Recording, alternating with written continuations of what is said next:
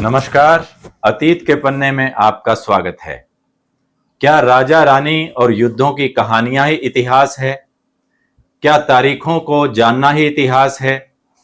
और समाज के बनने और बिगड़ने में क्या इतिहास की भूमिका है? और क्या आम व्यक्ति को इतिहास पढ़ना चाहिए? इन्हीं सवालों के जवाबों के लिए आज का हमारा विषय है इतिहास जनमानस के लिए क्यों जरूरी। और इसके विश्लेषण के लिए हमारे बीच उपस्थित हैं डॉक्टर महेंद्र सिंह जी, जो जाने माने इतिहासकार तो हैं ही, एक चिंतक, एक दार्शनिक, एक विचारक, एक लेखक हैं, जिन्होंने लगभग 1 दर्जन से अधिक पुस्तकें लिखी हुई हैं जो शोध कार्यों के लिए प्रयोग की जाती हैं। तो डॉक्टर साहब, आपका स्वागत है। धन्यवाद। डॉक्टर साहब, विषय पर आने से पहले हम आपसे जानना चाहेंगे कि अतीत के पन्ने को शुरू करने का आपने निर्णय लिया, वो किस आधार पर लिया? क्या आप चाहते हैं? अतीत के पन्ने मूलतः इतिहास को एक नए ढंग से समझने का प्रयास है। समय बदल रहा है, व्यवस्थाएं बदल रही हैं जी। सामाजिक मूल्य जहां बदल रहे हैं, वहां हमारा उनको देखने का दृष्टिकोण बदल रहा है। जी। तो ऐसे में जो विद्यार्थी है, समाज है, या जो लोग हैं, पूरी की पूरी व्यवस्था, उनकी जो धारणाएं हैं वो नई तरह की विकसित हो रही हैं। जी। और एक जो स्थापित व्यवस्था है उससे काफी हद तक ऊब रहे हैं लोग। तो ऐसे में बिखरी हुई जानकारी या फिर आधी अधूरी अधकचरी जानकारी पता नहीं हमें किस किस रूप में कहां से मिलती है। जी। तो ऐसे में जरूरत महसूस हुई कि जहां विद्यार्थी कक्षाओं में उतना इन्वॉल्वमेंट नहीं ले रहा, जी। लोग इतिहास की व्याख्याएं मनमर्जी लेकर पता नहीं क्या कहकर किस तरह के निष्कर्ष निकाल रहे हैं, तो ऐसे में एक प्रयास किया गया, सोचा गया जी। कि हम नई तरह से इस विषय को लेकर आए। जो परंपरागत विषय वस्तु है उससे थोड़ा सा हटके सोचें जी।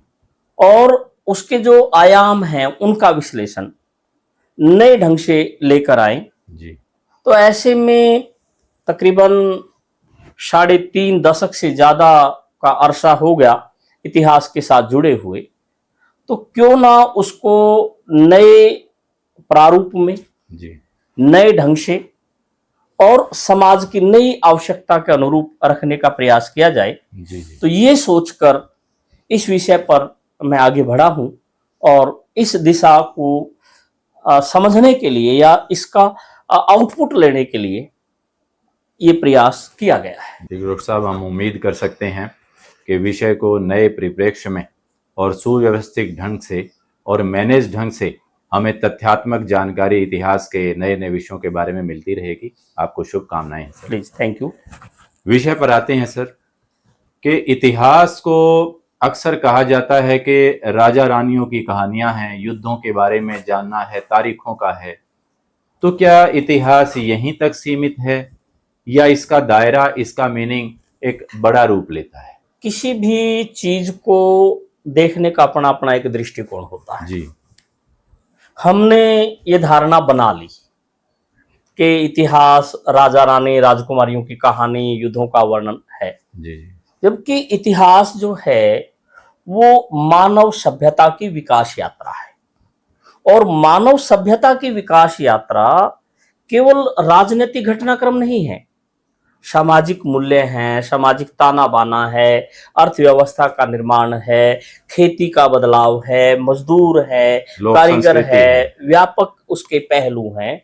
तो यदि राजा रानी ने किसी विकास में या घटनाक्रम में भूमिका अदा की है, तो क्या किसान ने हल जोतने में जो परिवर्तन किया उसकी भूमिका को उससे हम अलग देख पाएंगे? कपड़ा बनाने में बुनकर की जो भूमिका है उसको हम उसका हिस्सा नहीं लेंगे? तो जो इतिहास है वो बहुत व्यापक तौर पर हमारी जिंदगी के हर घटनाक्रम को, जो हमें हर कदम कदम पर प्रभावित करता है, उसको समझने का प्रयास है, जिसको आज हम मोटे तौर पर कहते हैं कि राजनीतिक इतिहास, सामाजिक इतिहास, आर्थिक इतिहास, सांस्कृतिक इतिहास। जी। तो उसके अलग अलग पहलू हैं। अर्थात जितना आम आदमी समाज के अलग अलग व्यवस्था, परंपरा, जीवन शैली, जो सब चीजों को जोड़ेगा, उसको हम इतिहास के दृष्टिकोण से देखते हैं। जी तो यदि एक लाइन में मैं स्पष्ट करूं इस बात को, और इसीलिए जो इतिहास है उसके बारे में सीधा सीधा सा ये है कि वो अतीत का दर्पण ही नहीं, भविष्य का दीपक भी है। जी जी यानी अतीत से हमने सीखना है, जी वर्तमान को समझना है, भविष्य का निर्माण करना है। जी वो सिर्फ राजनीतिक ताने बाने पर केंद्रित नहीं जी होता है, जी। यानी इसका अर्थ बहुत विशाल बहुत है व्यापक है। और अतीत की जानकारी अगर हमें हो तो हम भविष्य को बेहतर बना सकते बिल्कुल, हैं। मकसद ही है उस जी जी। बारे में। तो भारत के संदर्भ में सर इतिहास की धारणाएं कैसी रही और किस तरह से समय के साथ इसका विकास होता रहा? बहुत पेचीदा सवाल है, बातचीत है। हमने इतिहास को जो पढ़ने पढ़ाने का तरीका है, या जी। उसका जो अतीत है, उसको श्रुति और स्मृति में समझा है। सुनना है, याद रखना है, आगे ले जाना है, फिर कहानियों में रखना है, आख्यान के तौर पर लेके जाना है। तो हमने अपने सब्जेक्ट को इस दृष्टिकोण से देखने का प्रयास किया।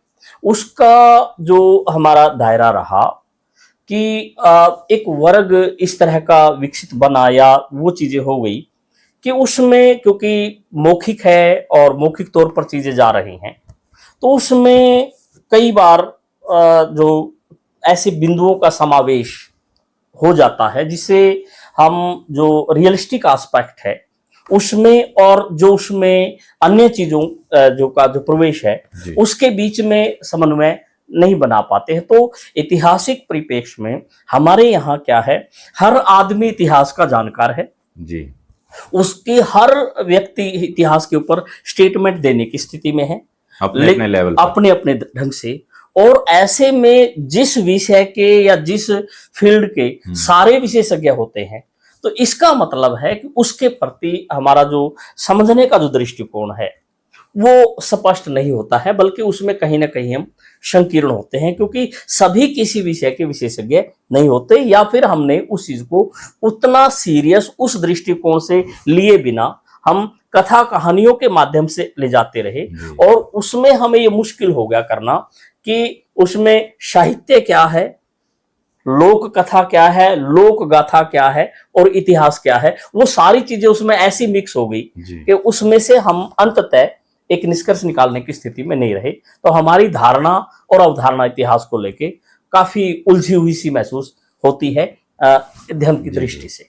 अक्सर हम सुनते रहे हैं सर कि अगर हमें कोई तकलीफ हो जाए तो आपको हर तरह की दवाई हर किसी से सुनने को मिल जाएगी। बिल्कुल मिल जाती है। There are so many doctors in India. बिल्कुल। तो इसी तरह से आपने बताया कि there are so many historian in India. अपने पॉइंट ऑफ व्यू से अपना हर आदमी, वक्तव्य हर देते व्यक्ति हैं। इतिहासकार है। जी जी।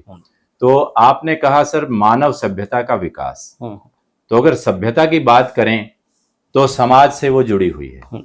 तो समाज और इतिहास का आपस में क्या संबंध है और किस तरह से चुनौतियां सामने आती हैं, और इतिहास को, इसको कैसे आप इससे जोड़ेंगे? जो समाज है वो उसकी एक विकास प्रक्रिया है जी। उसके अपने एक अनुभव है। जिस दिन इंसान ने हाथ में पत्थर उठाया होगा और जिंदगी की शुरुआत की होगी, वो आदि मानव की जिंदगी को उसने प्रारंभ किया होगा। और आज धरती पर बैठकर यदि वो मंगल ग्रह की फोटो खींच रहा है, तो ऐसे में ये विकास यात्रा एक दिन में तो नहीं होगी, बहुत लंबा सफर। तो बहुत लंबा सफर है। तो ऐसे में वो जो इंसान है सिर्फ यूं तो गया नहीं होगा, उसकी सोच रही होगी, उसके मानसिक तौर पर कार्य करने के तरीके रहे होंगे, उसने अलग अलग अनुभवों को लेकर उन चीजों को जोड़ा होगा। तो समाज विज्ञान का एक विषय है और समाज विज्ञान का विषय है, अर्थात समाज के अध्ययन के लिए जो अलग अलग विषय है उनमें से एक इतिहास है। जी तो ऐसे में समाज की विकास यात्रा अतीत के अनुभवों से प्रेरणा लेना, अतीत की गलतियों को कम महत्व देकर उनसे सबक लेकर आगे सीखने की प्रक्रिया, जी वो हमें इस तरह की चिंतन के साथ लेकर चलती है।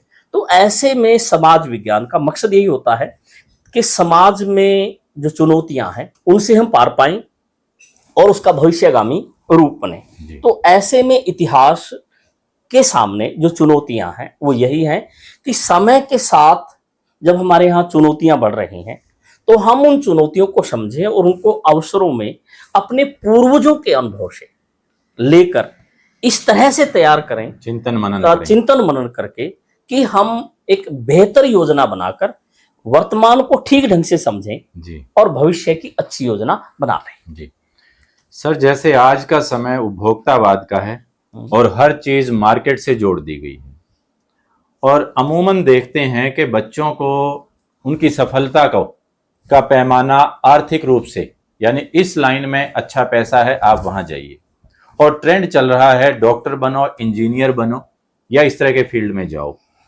अगर इंटरेस्ट ना हो तो भी बच्चों को उस फील्ड में धकेल दिया जाता है। तो इस चुनौती को आप किस तरह से देखते हैं और किस तरह से विषय को जोड़ते हुए इस पर अपने विचार रखेंगे? हमने समाज की जो विकास यात्रा है जी और उसकी जो उत्पादन की क्रिया प्रक्रिया है उसको समझने का जो दृष्टिकोण है उसका पैमाना बिल्कुल अलग बना लिया है। हमने फैक्ट्रियों में पैदा होने वाला उत्पादन जी जी और घर में समाज में पैदा होने वाला ह्यूमन रिसोर्स, उनको तकरीबन एक जैसा मानना शुरू कर दिया, वस्तु बन गई। वस्तु। और हमने ये मान लिया कि यदि बच्चा +1 +2 में अच्छी मेहनत करके और वो डॉक्टर इंजीनियर बन गया तो वो कामयाब है, अन्यथा उसको हम खराब या नकारा पता नहीं क्या क्या घोषित कर देते हैं। अर्थात हमने इंसान और इंसानियत को समझने की बजाय हर चीज को इस पैमाने पे तोलना शुरू कर दिया कि पैसे कमाने वाली जो पीढ़ी है वो किस तरह से हो। जी तो जब इस दृष्टिकोण से हो तो उसी अनुसार विषय भी हमने बना दिए कि इस विषय के पढ़ने से इतने रोजगार की परिस्थितियां होंगी, इतने पैसे कमाएंगे, इतने पैसे कमाएंगे। उसका नुकसान क्या हो गया कि हमने आदमी तो बनाने शुरू कर दिए, उत्पादन तो देखना शुरू कर दिया जी लेकिन इंसानियत गायब हो गई। मैं चारों साइड प्रोफेशनल देखता हूं, डॉक्टर, इंजीनियर, साइंटिस्ट, सब कुछ देखता हूं, जी लेकिन मुझे उनमें इंसान दिखाई नहीं दे रहे हैं। तो ऐसे में जो समाज है उसने एक अलग जो मापदंड बना लिया। सब्जेक्ट उपभोक्तावाद और बाजारवाद में इस तरह से बेचे जा रहे हैं जी कि हम भीड़ में अकेले होते जा रहे हैं और नई तरह की जो व्यवस्थाएं हैं वो अजीब किस्म की चुनौतियां दे रही हैं। तो जरूरत इस बात की है, मेरे बच्चे हैं, परिवार मेरा है, समाज मेरा है, जी मैं उनमें इंसानियत बचा लूं, इंसानियत के मूल्यों को बचा लूं। जब इंसान और इंसानियत के मूल्य बचे रहेंगे तो बाकी चीजों का तो मैं समाधान कर लूंगा। जी दुनिया की किसी भी समस्या का समाधान दुनिया की कोई मशीन नहीं कर सकती, चिंतन कर सकता है। चिंतन के रास्ते हमें सामाजिक मूल्यों, व्यवस्थाओं, चिंतन, नैतिक और मानवतावादी पहलुओं के बीच में तलाशने पड़ेंगे। बहुत अहम बात कही सर आपने कि इंसानियत को बचाने के लिए हमें मूल्यों पर ध्यान देना जरूरी है। सोशल मीडिया आजकल मुझे लगता है कि कोई भी व्यक्ति ऐसा हो कि जो इससे ना जुड़ा हुआ हो। सोशल मीडिया पे हम देखते हैं कि जो हिस्टोरिकल चीजें हैं वो इस तरह से तोड़ मरोड़ कर सामने रखी जा रही हैं, और यदि हम उसको 2, 3, 4 दफा, 5 दफा देख लें तो हमें वो सच लगती हैं, लेकिन फैक्ट्स नहीं है वो। तो इस चुनौती को आप क्या समझते हैं, क्योंकि कहीं ना कहीं ये विषय से बहुत बड़ा खिलवाड़ है और एक गलत दिशा में, दूसरी दिशा में हमारा यूथ और हम सब जा रहे हैं। हम उसी सवाल को नए ढंग से यहाँ पर देखने का प्रयास कर रहे हैं। सोशल मीडिया अर्थात आज के समय का सूचना का स्रोत। जी सूचना अर्थात ज्ञान का स्रोत। एक समय था जब हमें दादी नानी की कहानियों से सूचनाएं मिल रही थी। जी एक समय था हम शिक्षक से शिक्षा लेकर सिर्फ उस पर केंद्रित थे, अर्थात हमारे पास ज्ञान और सूचना के बहुत सीमित स्रोत थे। जी क्योंकि आज तरक्की हमने कर ली, मीडिया के अलग अलग रूप, अलग अलग प्रारूप हमारे सामने आ गए जी और हम मानसिक तौर पे श्रुति स्मृति के लोग रहे। जी उसका अल्टीमेट रिजल्ट क्या हो गया कि हमने सूचनाओं को अपने ढंग से लेकर उनकी अपनी तरह की व्याख्या करके अपनी तरह के परोसना शुरू कर दिया। जी और अभी हम कह रहे थे, और वो अच्छा लगता है। वो अच्छा इसलिए लगता है ना क्योंकि उसमें कभी दिक्कत महसूस नहीं होती और हम अपनी तरह से उन चीजों को देख लेते हैं। जी तो उसका अल्टीमेट नुकसान क्या हुआ, जैसा हम कह रहे थे कि जिसके विशेषज्ञ सारे होते हैं वो किसी का नहीं होता। जी तो सारे इसके अब एक किस्म से मालिक बन गए और सबने अपनी तरह की तथ्य लिया, अपनी तरह की व्याख्या ली जी और अपनी तरह से समाज में परोस दिया। जी और झूठ को यदि 2 बार 4 बार 10 बार 50 बार समाज में प्रसारित कर दिया जाए वो सच है। तो हमारा जो देखने का जो दृष्टिकोण है, समझने का दृष्टिकोण है, वो हमें कहीं ना कहीं सच के ऊपर क्वेश्चन मार्क करना शुरू कर जी, देता है। हमें वो झूठ लगता है। जो सच है वो खराब बेकार लगता है और झूठ जो है वो धीरे धीरे कानूनों को और व्यवस्था को अच्छा लगना शुरू हो जी, जाता है। तो सोशल मीडिया पे जिस तरह से मटेरियल परोसा जा रहा है, हमारी स्थिति वो होगी कि हम अध कचरी जो व्यवस्था है, ज्ञान है, उसको ढोते हुए आगे ले जा रहे हैं और वहां से निकलने का कोई ठीक रास्ता भी नहीं। तलाश नहीं रहे हैं। जी जी सर, अभी आपने बताया जैसे हमें परोसा जा रहा है मटेरियल हर तरह का, और साहित्य में भी हम घटनाओं का जिक्र देखते हैं, सुनते हैं, वो भी हमें पहले की बातें लगती हैं, इतिहास से जुड़ी हुई हैं। पहला सवाल हमारा ये है कि साहित्य इतिहास से कैसे अलग है। दूसरा इसी से जुड़ा हुआ कि किसी बात को हम इतिहास कैसे माने, क्या प्रमाणिकता और क्या चीजें उसमें होनी चाहिए कि वो साहित्य इतिहास बने या वो घटना इतिहास कही जाए। साहित्य और इतिहास का मूल फर्क तो ये है कि इतिहास में एक तथ्य है, एक उसकी व्याख्या है। जी तथ्य की ठीक व्याख्या करके हम इतिहास का निर्माण करते हैं। वो जी। तथ्य खुदाई में मिले हुए सामान हो सकता है, मेरे सामने खड़ा हुआ भवन हो सकता है, किसी लिखित दस्तावेज में लिखा हुआ जो है कोई मटेरियल हो सकता है, कोई जी। डायरी हो सकती है। वो सारी की सारी चीजें हम तथ्यात्मक उसमें लेते हैं। जी लेकिन साहित्य में कल्पना की गुंजाइश खूब रहती है, यानी कवि या साहित्यकार कल्पना के साए में लिख सकता है, उसको सबूतों की जरूरत नहीं होती, तथ्यों की जरूरत नहीं जी। होती। तो ये इसलिए कहा जाता है कि जहां पहुंचे रवि वहां पहुंचे कवि। तो इस तरह की बात हो, क्योंकि वहां स्कोप है।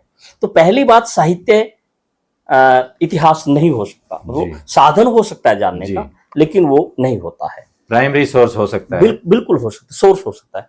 जहां तक इतिहास का के हमने तथ्य है, तथ्य की ईमानदारी से स्पष्ट व्याख्या है, उसका तुलनात्मक अध्ययन है जी। और तुलनात्मक अध्ययन करके जो मकसद है उसको भी जानने की जरूरत रहती है कि हम किसी चीज को, हम ऐसे हैं तो क्यों हैं, जी जी। उसको हमने इस तरह से बात कहनी है। तो उसकी प्रमाणिकता को हम किसी वैज्ञानिक तरीके से जांचते हैं सर। अब बिल्कुल, मान लीजिएगा हमने खुदाई का सामान मिला जी तो खुदाई का सामान पहले तो वो मिला कहाँ से, किस लेयर में मिला, उसको देखें। फिर कार्बन 14 टेक्निक वगैरह देखकर हम जी। ये लगाएं कि वो कितनी पुरानी है, कितनी वो है। जी। या फिर मान लीजिएगा लेटर है, डायरी है, वो किस पीरियड की है, उसकी भाषा के साथ क्या है, लिखने वाला कौन है। मीन उसको बहुत तरीके के साथ रखकर तब हम उसको रखते हैं तो ज्यादा उसका पक्ष अलग अलग रहता है। हाँ, इसमें एक फर्क जरूर आप मान के चलिए जी कि जैसा कई बार लोग चर्चा करते हैं,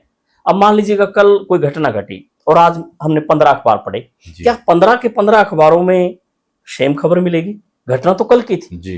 तो और 15 के अखबार 15 उसको अलग अलग तरह से अलग अलग देते हैं। तरीके से। तो इसी तरह से इतिहास का तथ्य भी जी हो सकता है अलग अलग आदमी उसकी व्याख्या अलग अलग कर ले, लेकिन उस सभी से उसकी गरिमा ना तो कम होती है, ना उसके समझने का जो हमारा दृष्टिकोण है वो कम होता है। तो इसलिए तथ्य, व्याख्या और ईमानदारी, तीनों चीजों का अपना अर्थ रहता है। जी सर, अगर दुनिया की बात करें तो वहां पर हम देख रहे हैं कि एक अलग तरीके का इतिहास लिखा जा रहा है।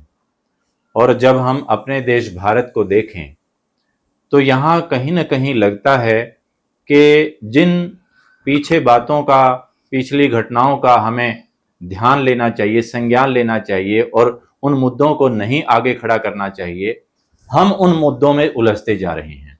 तो इस संदर्भ में आप इन दोनों बातों को कैसे जोड़कर अपने विचार रखेंगे? बहुत गहरा सवाल है आपका ये, क्योंकि मैंने कहा कि इतिहास ना तो संकीर्ण विषय वस्तु है और ना कोई भी इतिहास अंतिम सत्य होता है। जी।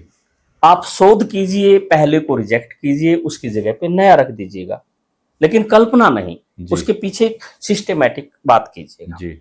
मान लीजिएगा दुनिया में जहां भी रिसर्च हो रही है, जिनको हम दुनिया की टॉप 200 यूनिवर्सिटीज की बात कर लें, उनमें उनका अपना एक तौर तरीका है, उनकी अपनी एक शैली है और उसमें राजनीतिक, सामाजिक, आर्थिक सारे पहलुओं को लेके वो लोग चल रहे हैं और इतना आगे आ रहे हैं जिसकी हम कल्पना भी नहीं कर सकते।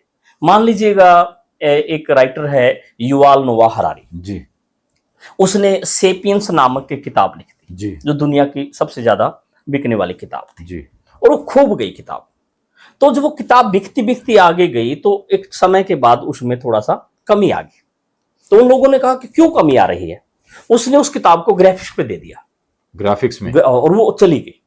लेकिन उसी समय एक ब्रेखमान नाम का व्यक्ति हालैंड का, जी, उसको लगा कि नहीं ये थ्योरी गलत है।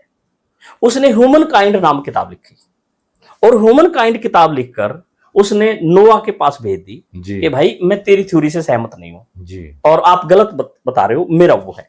और उसने क्या किया, उसने स्वीकार किया और ये कहा कि हाँ मुझे चुनौती मिली है, मुझे नया दृष्टिकोण दिया। मीन आलोचना को भी एक व्यक्ति इस तरह से स्वीकार कर रहा है, ये दृष्टिकोण है। अर्थात बात रखिए, लॉजिकली रखिए और मैं स्वीकार करूंगा। और हम मुद्दों को, चीजों को समझने की बजाय भटकाने में या फिर उनको दिशाहीन करने में या फिर उनकी इंटरप्रिटेशन इस तरह से करने में ज्यादा ध्यान देते हैं कि एक मुद्दे के ऊपर दूसरा, दूसरे के ऊपर तीसरा, तीसरे के ऊपर चौथा, जो उलझा हुआ है और उसको ज्यादा उलझा, मौलिकता को गौण करते जाते हैं। और उसका अल्टीमेट नुकसान क्या है, ये आज हमें शायद उतना ज्यादा नहीं दिखता या विश्लेषण का हमारा दायरा अलग हो सकता है, लेकिन आने वाले समय में जो हमारा नजरिया है कि जो हमारी पीढ़ी है उसकी सोच और उसकी मानसिकता, हम उसको इतना मंद बना देंगे, इतना क्रुद्ध कर देंगे कि उसकी जो मौलिक सोचने की जो क्षमता है उसके खत्म होने के चांसेस होंगे और वो अल्टीमेट जो भविष्य की तस्वीर है उसके लिए सवाल खड़ा कर देगी। ये मेरी बहुत बड़ी और गहरी चिंता है। जी, जी, जी। सर, हमें इसी में अपने दूसरे प्रश्न का आंसर भी मिला कि आपने बताया कि न केवल हमने विषय को रोचक तरीके से प्रस्तुत करना है बल्कि आलोचना को भी स्वीकार करते हुए आगे बढ़ना है। मैंने यही कहा कि जो इतिहास है, मुझे किसी चीज के साथ सहमति नहीं है। मैं शोध करूं, शोध करके तथ्यात्मक ढंग से रखूं और उसने कहूं कि आपने जो कहा वो गलत है, क्यों गलत है जी, तो और दूसरा उसको स्वीकार करे। मैं शोध तो करना नहीं चाहता, गाली देना चाहता हूं, ए को छोड़ के बी को क्लियर करना चाहता हूं। यदि कर्मबद्धता से मैं चीजों को समझने का प्रयास करूं, यदि मेरे पूर्वज से कोई गलती भी हुई है तो मैं स्वीकार कर लूं। तो उसको बजाय कि मैं पूर्वज को गाली देने की, मेरी ड्यूटी क्या है, मैं समझूं, वर्तमान को समझूं और वर्तमान को समझने में जो उसका सकारात्मक पक्ष है वो ले लूं, जो उसका कमजोर पक्ष है उसको इग्नोर कर दूं। यही तो मकसद है मेरा। जी। सर, अब मेन जो हमारा प्रश्न जिसको लेकर हम चले थे कि आम जो जनमानस है, स्टूडेंट्स तो हम समझते हैं कि स्टूडेंट्स को हिस्ट्री पढ़नी है, उसे ज्ञान लेना है। आम जनमानस को इतिहास क्यों पढ़ना चाहिए? इतिहास मूलतः सिर्फ क्लासरूम में पढ़ने का, पेपर देने का और डिग्री लेने का विषय नहीं है। जड़ें हैं हमारी। यदि मैं सीधा कहूं, I have no roots, I have no fruits. जी, जड़ें हैं तो फल हैं, और वो सिर्फ विद्यार्थी की थोड़ी हैं, सभी की हैं। जितना मैं अतीत के प्रति, मेरे इतिहास के प्रति सचेत होऊंगा, जितना मैं उससे सबक लूंगा, उतना ही तो मेरा पक्ष बेहतर होगा। यदि मैं उसको इग्नोर ही करता जाऊंगा और उसको समझने का प्रयास ही नहीं करूंगा तो आउटपुट कैसे आएगा? तो चाहे आम आदमी है, जी चाहे शिक्षित है, चाहे बौद्धिक वर्ग है, या समाज का कोई भी प्रोफेशनल है, जी जी उसको अतीत से सीख कर ही आगे बढ़ने की बात है। अर्थात यदि मैं सीधा करूं, जैसे मैं आज तक की जिंदगी का सार हूं, तो वैसे ही ये व्यवस्था, ये सभ्यता आज तक के विकास का सार है। जी मैं चाहूं कि मेरी जिंदगी में से 5-7 साल निकाल के फिर मैं जिंदगी देख लूं, तो ऐसे सभ्यता में भी थोड़ी होता है। तो समझना भी है, व्यवस्थित भी करना है, ठीक को ठीक और गलत को गलत भी कहना है, योजना बनाकर चीजों को समझना भी। जी जी सर, आपने बहुत ही दुर्लभ प्रश्नों का बड़े ही सरल शब्दों में हमें समझाने का प्रयास किया। बहुत बहुत आभार सर। Thank you. हम उम्मीद करते हैं आपको इतिहास और जनमानस के लिए इतिहास क्यों जरूरी है इसकी जानकारी अच्छी तरह से मिल गई होगी। और यदि आपने इस वीडियो को पसंद किया हो तो क्लिक का बटन जरूर दबाएं। और अगर आप अतीत के पन्ने को सपोर्ट करना चाहते हैं तो चैनल को सब्सक्राइब भी जरूर करें। आप अपने विचार हमें कमेंट बॉक्स में जरूर लिखें।